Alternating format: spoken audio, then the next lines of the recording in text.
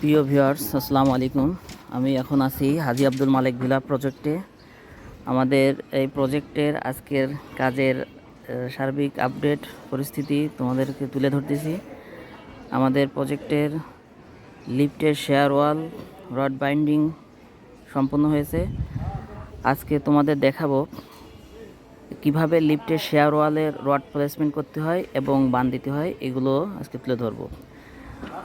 Lift হলো একটি ইমারতের একটি শক্ত কাঠামো, যেটি স্থায়িত্ব এবং লিফটের মাধ্যমে মাটির পার্শ্ব চাপ, বাতাসের চাপ এবং ভূমিকম্প চাপ সহন করতে পারে।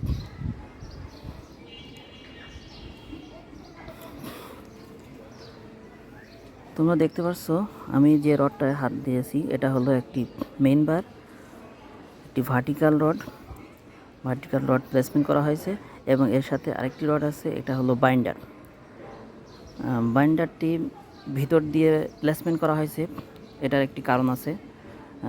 তোমরা হয়তো দেখবা অনেক ক্ষেত্রে এই লিফটের শেয়ার ওয়ালের বাইন্ডারগুলো বাইরে দিয়ে দেওয়া হয়। আর এইখানে যেহেতু আমাদের এই লিফটটা 4টি কলমের উপর,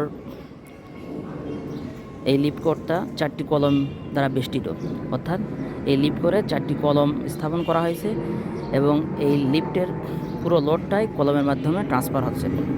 সেহেতু এটা মাটির পার্শ্বচাপ চিন্তা করে এবং ড্রয়িং মোতাবেক এই রডগুলোকে বাইন্ডার ভিতর দিয়ে প্লেসমেন্ট করা হয়েছে, যাতে করে ইমারতের পুরো লোডটা এই লিফট করের মাধ্যমে স্থানান্তরিত হয়। যেহেতু লিফট কোর 2 লেয়ার বিশিষ্ট রড দেওয়া থাকে, এই জন্য মাঝখানে একটি হুক দেওয়া হয়।